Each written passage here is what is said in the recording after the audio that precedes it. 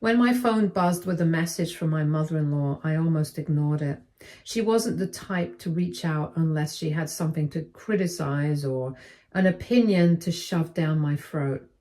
I swiped it open.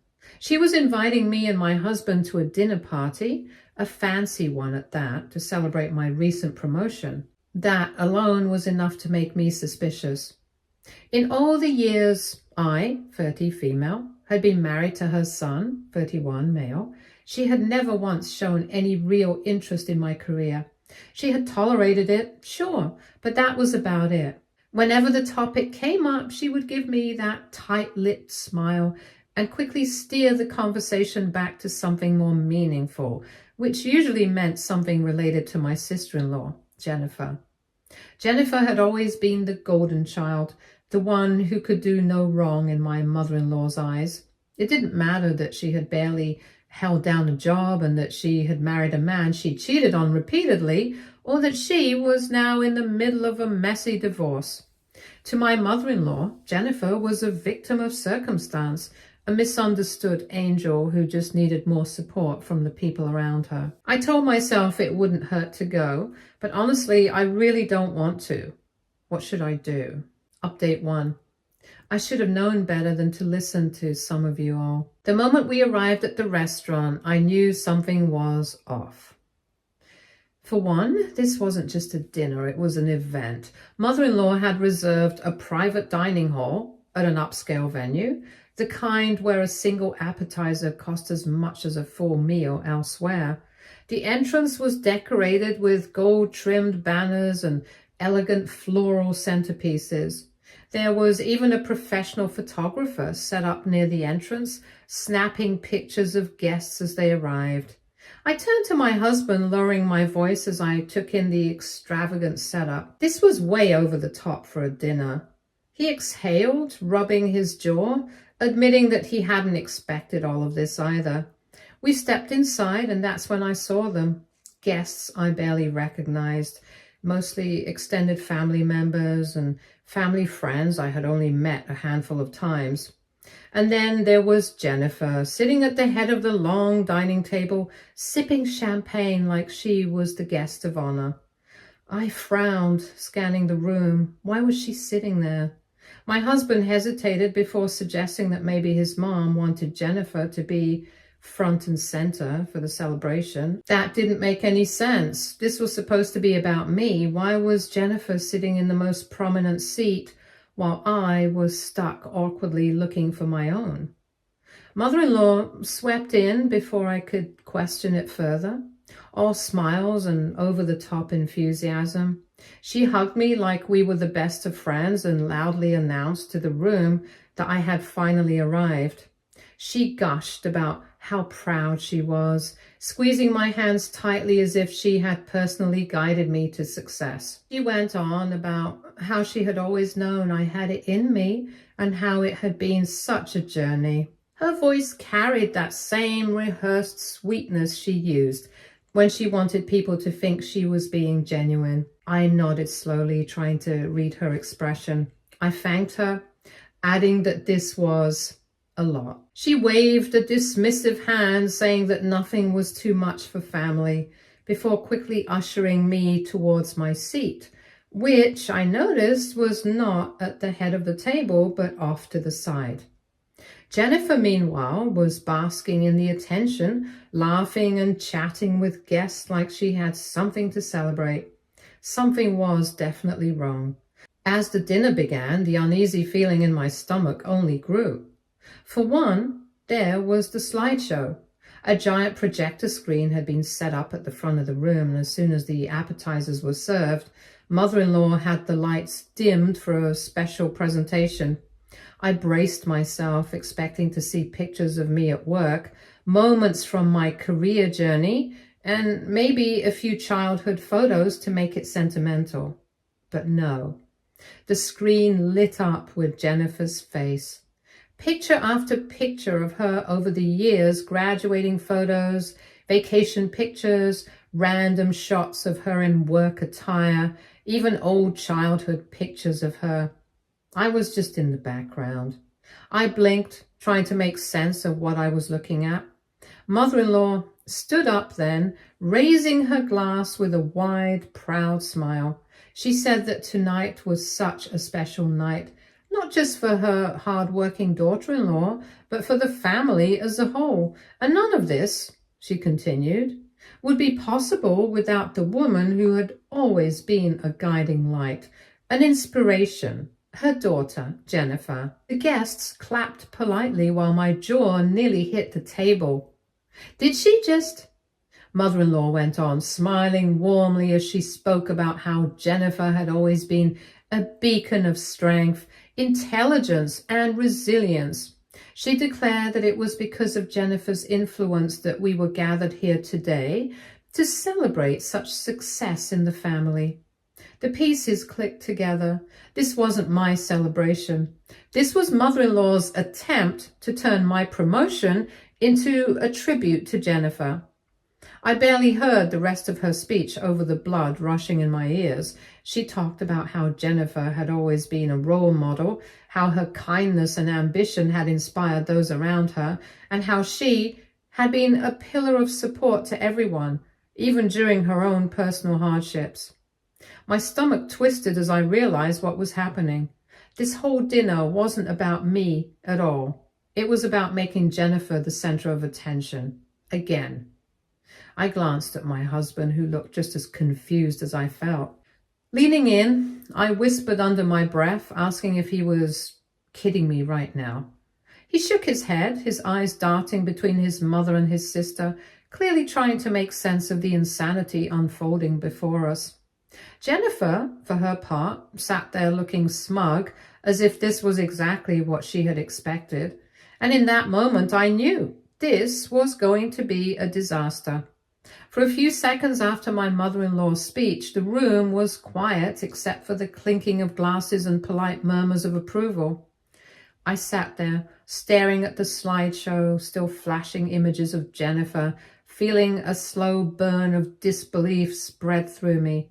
My promotion, my achievement, had somehow been twisted into a tribute to Jennifer, who, as far as I knew, had done absolutely nothing to contribute to my career.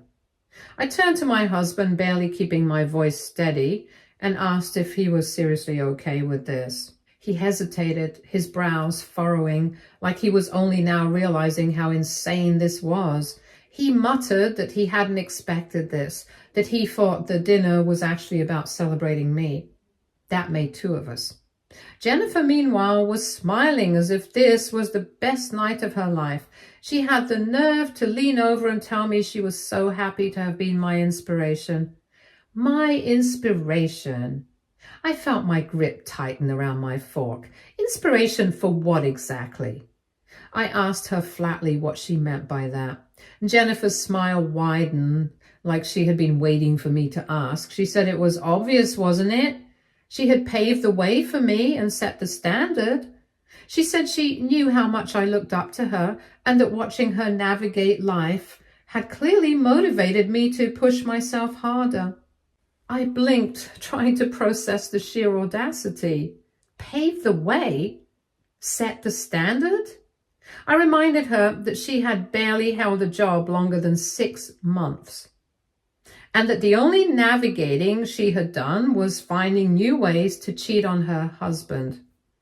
Her smile faltered, but she quickly recovered, saying that people go through different struggles and that I, unlike her, had the privilege of stability. She acted as if her failures were some sort of noble sacrifice that had somehow allowed me to succeed. The sheer absurdity of it was enough to make me laugh. Mother-in-law's voice cut through my thoughts before I could say anything else. She clinked her glass to get everyone's attention again, dramatically wiping an imaginary tear from her eye as she declared how proud she was of both of us. Both of us, like this was some shared victory. She started telling the room that Jennifer had always been such a selfless sister-in-law to me, always encouraging me, always pushing me forward. She said that behind every strong woman is another strong woman lifting her up, and that woman, in my case, had always been Jennifer. I couldn't take it anymore. I pushed back my chair, standing up as every head in the room turned towards me. I told her loud and clear that none of that was true. The room fell into an awkward silence. Mother-in-law's face twitched in surprise, but she quickly forced out a nervous laugh, saying I must be feeling emotional. She gestured for me to sit down, saying this was a happy occasion and that there was no need to be modest. I wasn't being modest, I was being honest. I folded my arms and told everyone the truth. Jennifer had never once helped me, encouraged me, or supported me in any way. If anything, she had spent most of our time together undermining me. I pointed out that she had mocked my job before, scoffed at my ambitions, and even laughed when I first started working late hours because she thought I was trying too hard. Mother-in-law's smile was frozen in place, but I could see the panic starting to set in. Jennifer's face had gone from smug to sour, her lips pressing into a tight line as I laid everything out in front of their so-called audience. I turned to the guests and said that if anyone deserved credit for my success, it was me. I had put in the work. I had earned this promotion. I had sacrificed, stayed up late, pushed through setbacks, and fought for my career every step of the way. No one, especially not Jennifer, had ever lifted me up. I felt my husband tense beside me, his hands gripping his napkin like he was debating whether to step in, but he stayed silent. The guests were shifting uncomfortably now, whispering amongst themselves. A few of them were nodding slightly as if they had suspected something was off, but hadn't wanted to say anything. Mother-in-law finally snapped out of her stunned silence, slamming her glass down with enough force to make a few people jump. She told me I was being ungrateful, that she had planned this whole night to celebrate me, and this was how I repaid her. I scoffed, telling her that this wasn't a celebration for me at all. She had used my promotion as an excuse to throw another pity party for Jennifer. Jennifer, who had been quiet up until now, suddenly shot up from her chair, glaring at me. She asked why I was being so mean when all she had ever done was support me. I asked her to name a single time she had actually done that. She stammered for a moment before blurting out that I had always been jealous of her and that she could see it in my eyes. She said I just couldn't stand the fact that she had always been the star of the family and that now I was trying to take her place. Take her place. I let out a breath, shaking my head at how ridiculous this was. I told her she could keep whatever imaginary throne she thought she had because I had no interest in it. Unlike her, I had earned my success and I didn't need to steal someone else's spotlight to feel important. Mother-in-law gasped like I had just cursed her out in church. She turned to my husband, demanding that he do something about the way I was speaking to them. He hesitated and then looked at me, his expression torn. I could see the gears turning in his head and see him struggling between siding with his mother and standing by me. Finally, after a long pause, he told mother-in-law that maybe she had gone a little overboard. He said he could see why I was upset and that it probably wasn't fair to make Jennifer the focus of my achievement. That was the final straw for mother-in-law. She threw down her napkin, declaring that she refused to sit there and be disrespected after everything she had done. She motioned for Jennifer to grab her things, saying that they were leaving and that I could pay the bill since I was so independent and successful. And with that, she stormed out, dragging Jennifer with her. The room was left in an awkward hush, guests looking between me and the untouched plates of food in front of them. I exhaled slowly, letting the tension roll off my shoulders, and then, without missing a beat, I picked up my drink, took a slow sip, and turned to my husband. I told him that, at the very least, I was going to enjoy this expensive meal before dealing with the aftermath. He nodded, rubbing his temples as he muttered that he had a feeling this wasn't over. Update 2. The dinner may have ended in disaster, but that didn't mean it was over. I knew mother-in-law well enough to know that she wasn't going to let this go quietly. She wasn't the type to accept being embarrassed, especially not in front of people she'd been trying to impress. I expected her to stew for a bit and maybe send a passive-aggressive text later, but she didn't even wait until I got home. The moment my husband and I stepped through our front door, his phone started buzzing non-stop. I didn't need to ask who it was. The way his shoulders tensed told me everything. He sighed, rubbing his forehead before answering. The moment he picked up, I could hear mother-in-law's voice screeching through the speaker. She wasn't just upset, she was livid. She demanded to know if he was actually going to let me get away with what I had done. She accused me of humiliating her, ruining what was supposed to be a beautiful family gathering, and deliberately shaming Jennifer when all she had ever done was try to bond with me. Bond? I let out a breath, shaking my head at how dramatically she was twisting things. My husband barely got a word in before she started throwing accusations at him too. She told him that he had failed as a son, that she had raised him better than to sit there and allow his mother to be disrespected like that. She demanded that he fix this. He tried to reason with her, his voice calm but strained. He reminded her that the dinner wasn't about Jennifer in the first place, and that the whole point was to celebrate my promotion. He told her that he understood why I was upset and that maybe she had gone too far by making the entire night about his sister. Mother-in-law wasn't having it. She scoffed, telling him that he had clearly been manipulated by me. She said that ever since he married me, he had become distant, cold and disrespectful. She told him that I had changed him and made him forget his real family. I could see my husband's patience thinning, and he told her flatly that she was overreacting. That was the wrong thing to say. Mother-in-law exploded, shrieking that she was his mother and that she had every right to celebrate her own daughter however she pleased, and that if I truly loved this family, I would have been gracious enough to share the spotlight instead of being selfish.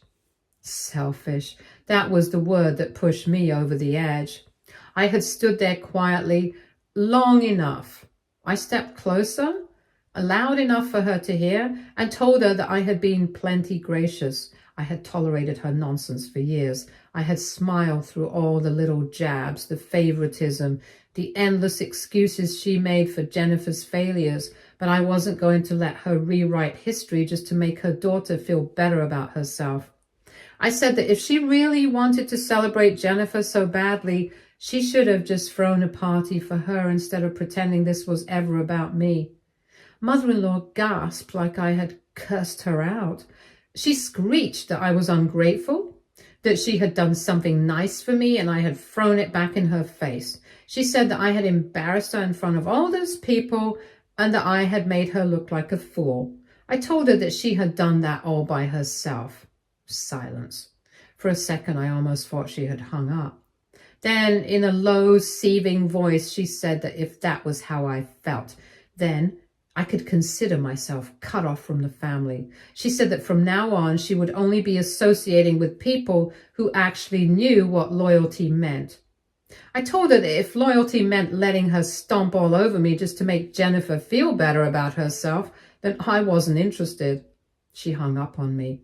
My husband exhaled, running a hand through his hair, and he muttered that he had really hoped things wouldn't get this bad. I crossed my arms and told him it had been bad for a long time. I had just finally stopped pretending it wasn't. He didn't argue with me. Instead, he sank onto the couch, staring at his phone like he was expecting it to blow up again at any moment. And he wasn't wrong. Mother-in-law went into full attack mode. She started with the guilt tripping. She sent long-winded texts to my husband about how disappointed she was in him, how heartbroken she was that he had let me turn him against his own family. She sent passive-aggressive messages to me too, but I ignored them. Some relatives who were there took her side immediately, sending me disapproving messages about how I should have just gone along with it for the sake of family harmony. I had immediately shut them up, telling them to eat their dinner and pay for it, then for the sake of family harmony. Others weren't so quick to believe her. Later, one of my husband's cousins reached out to me privately, saying that they had been at the dinner and had seen exactly what happened. They said that even some of the guests who didn't know me personally could tell mother-in-law was out of line. That was something at least. But mother-in-law wasn't done yet. When guilt-tripping and damage control didn't work, she moved on to the final stage, outright retaliation. She sent my husband a message saying that if he didn't get me to apologize, she would have no choice but to cut us off entirely.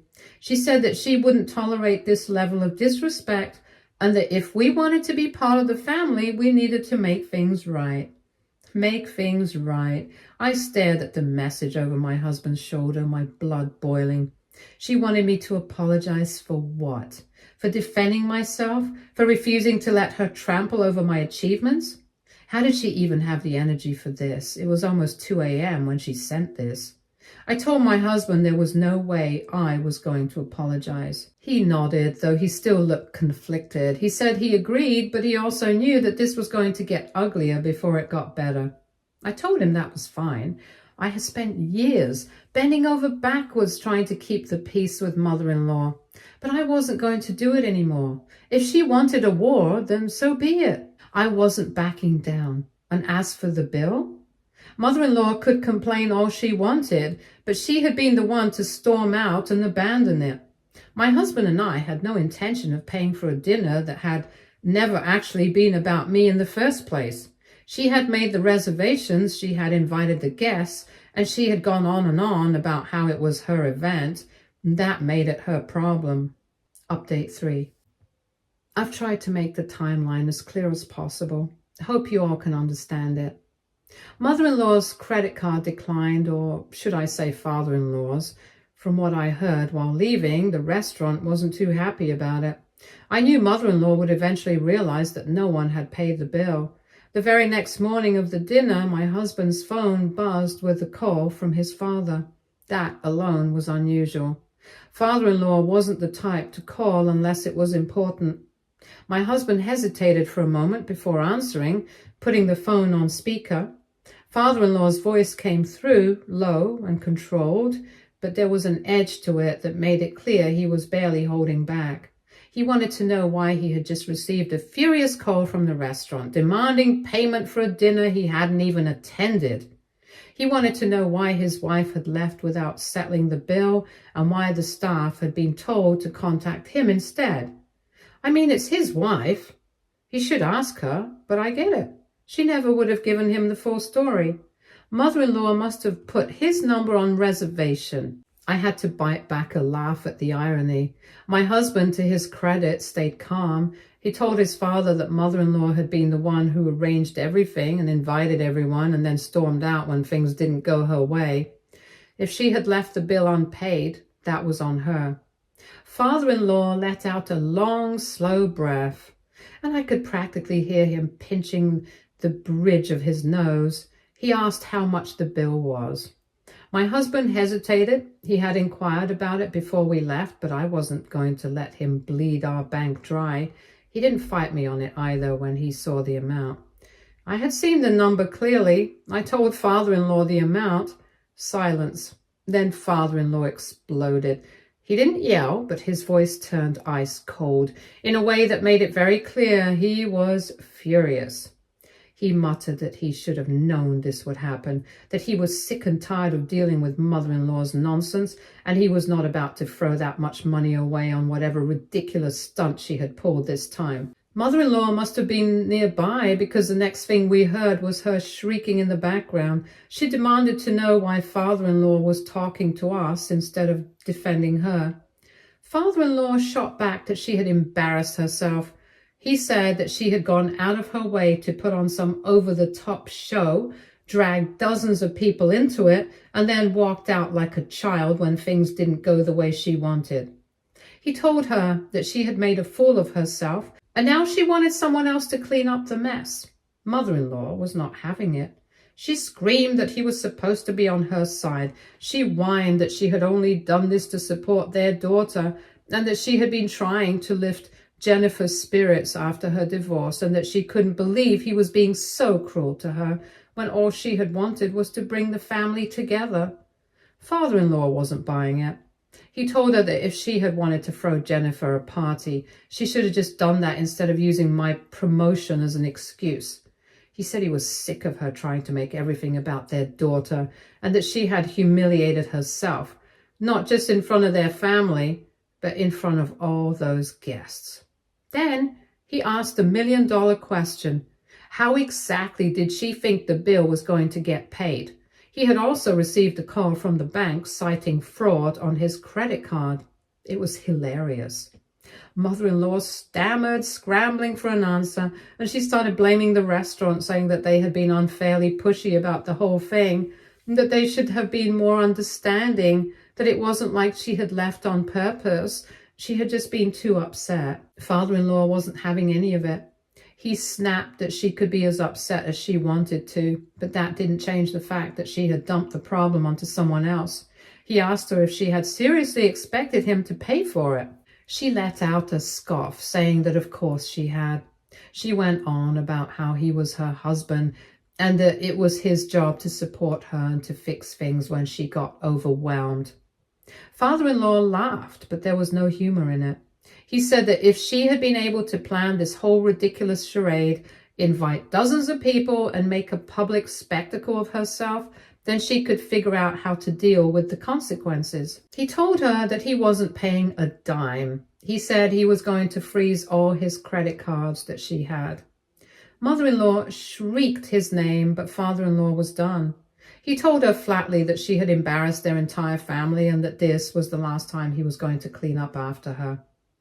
The call hung up after that. My husband and I sat in stunned silence for a moment. I had never heard father-in-law snap like that before. Update 4. The real show wasn't over yet. The next day, Jennifer decided to throw herself into the mix. I had barely sat down to relax when my phone started buzzing with incoming messages from her. First few were all over the place, accusing me of ruining everything, blaming me for making mother-in-law upset, calling me selfish, ungrateful, and a few other words that made it clear she was spiraling. I ignored her, but then she sent a voice message. Curious, I played it. It was good entertainment. The moment her voice blasted through my phone, I nearly dropped it from the sheer intensity. Jennifer was losing it. She shrieked that I had destroyed her life. She accused me of taking everything from her, that I had already taken my husband from his family, but now I was trying to take her parents from her too. She screamed that I had been jealous of her from the moment we met, that I had never wanted to see her happy, and that this was just the latest in my long list of evil plans to ruin her. I sat there blinking at the sheer ridiculousness of it. Then she started crying. She sobbed that I had turned her mother against her and that I had poisoned everyone against her and that she didn't deserve this. I wonder what mother-in-law had said to her. I sighed, rubbing my temples. Jennifer had always been dramatic, but this was a new level even for her. I sent her one short message. You need to get a grip. That set her off even more. She started typing furiously, sending paragraph after paragraph about how I was a heartless, evil witch who didn't understand what it was like to have her entire world fall apart. I stared at the screen, unimpressed. Jennifer had been babied her entire life. Mother-in-law had spent years enabling her, making excuses for her and throwing tantrums on her behalf whenever things didn't go her way. But father-in-law? He had finally had enough. And without mother-in-law's support, Jennifer was floundering. I could have argued with her. I could have pointed out that none of this was my fault, that she had no one to blame but herself and her mother, but I didn't because I didn't care. They could deal with their nonsense. I blocked Jennifer's number and set my phone down and leaned back with a deep breath. Mother-in-law was furious. Father-in-law was livid, and Jennifer was spiraling. And me? I'll just watch the show. Edit. 1 week later, father-in-law is still refusing to clear the bill and has frozen her credit card. His credit cards that she had. Stay tuned for more stories from our girl relationships.